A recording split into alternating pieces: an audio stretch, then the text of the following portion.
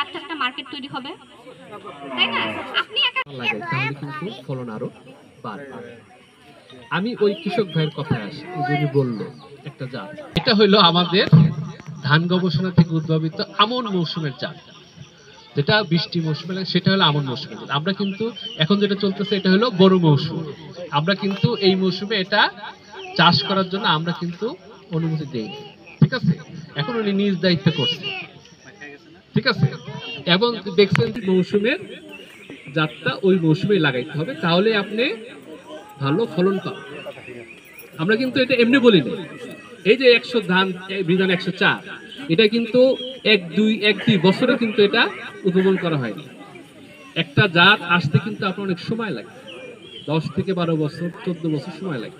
বিভিন্ন জায়গায় আমরা ট্রায়াল দিই, দেখি, আমাদের গবেষণা মাঠে দিই, কৃষকের মাঠে দিই, ওইখানে আবার উপরের সাদা এসে এটা ইভ্যালুয়েশন করে যে হ্যাঁ আমাদের যে নতুন জাতগুলি আছে ওই জাতগুলি থেকে এটার ফলন বেশি কিনা। তখন কিন্তু তারা এটা অবমুক্ত করে যে না, এই জাতটা কৃষক পর্যায়ে যাওয়া উচিত। এই জন্য আমি বলবো আপনারা ভাগ্যবান যে আমাদের যে সম্পত্তি ধর্মীয় জাত সেটা আপনারা পাইছেন। কি হবে? ইয়েস, অবশ্যই রাখা যাবে। কে কে চাষ করছিলেন বলেন তো? ধান চাষ করছিলেন 40 বছর আগে। এখন আসলে আমাদের কোনো ইরি নাই। ইরি হচ্ছে আন্তর্জাতিক ধান গবেষণা ইনস্টিটিউট, আর আমাদের আছে এখন বাংলাদেশ ধান গবেষণা ইনস্টিটিউট। আমাদের এই যে জাতগুলো দেখেন মাঠে যে জাতগুলো দেখেন তার 90 ভাগই কিন্তু এই আমাদের যে ধান গবেষণা ইনস্টিটিউট তাদের জাত। বোঝা গেল? এটা সবই ব্রি ধান।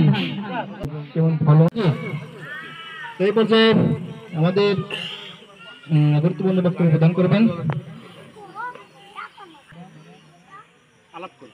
সায়েন্টিফিক অফিসার, মনে করেন যে 88, 89, এই যে 100, কোনো অনেকে একবারে কি প্রায় 50% 29 হচ্ছে।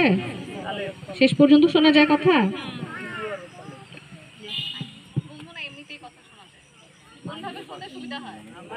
তাই না? আচ্ছা, এখানে যারা আছেন তারা সবাই তো মোটামুটি কৃষিকাজের সাথে যুক্ত না? ধান চাষের সাথে যুক্ত, ধান চাষি সবাই। বড় মৌসুমে ধান করেন না এমন কেউ আছেন? নাই। বড় মৌসুমে সবাই আমরা ধান করি, তাই না? আর আমাদের ধান উৎপাদনের যে 3টা মৌসুম, তার মধ্যে সবথেকে উৎপাদনশীল মৌসুম কোনটা? কোন মৌসুমে সবথেকে বেশি ধান হয়? বড় মৌসুম, যে মৌসুমটা চলে যাচ্ছে, তাই না? এখন ধান গবেষণা ইনস্টিটিউটের কাজ হচ্ছে আপনাদেরকে নতুন নতুন ধানের জাত দেয়া, ধানের জাত এবং এই রকম একটা আয়োজনের মাধ্যমে এই যে মনে করেন আপনারা অনেকগুলো কৃষক একত্রিত হয়েছেন না, বিধান 104 অলরেডি আলোচনা হয়েছে। এটা বাসমতির ধরনের বাসমতি চাল, তাই না? বাসমতি টাইপের একটা ধান। তো এই বাসমতিরা আমরা কি হিসেবে খাই?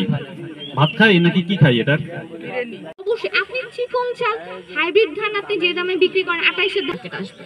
এখন হয়তো নতুন আপনাদের সাথে পরিচয় করা দেওয়া হলো, পরের বড়তে যেই দেখবেন যে আপনি এটা মার্কেট পাবেন, ঠিক আছে? সবাই করবে, কে করবে? ঠিক আছে, তার থেকেও ভালো কিছু দেয় আপনাদেরকে, তাই না? তো আমরা চাই আমাদের কৃষক জাতগুলো চাষে উদ্বুদ্ধ হবেন, অনুপ্রাণিত হবেন। এতে করে শুধু আপনি কৃষক হিসেবে যে লাভবান হবেন তা না, আপনার মতো এরকম 5 জন 10 জন 1000 জন লাখ কৃষক মিলেই তো আমার দেশে সার্বিক কৃষির অগ্রগতি, তাই না? 10 জন কৃষক যখন লাভবান হবে তখনই তো আমার যে জাতগুলো আসছে এই বাসমতি টাইপ প্রিমিয়াম কোয়ালিটি সুগন্ধি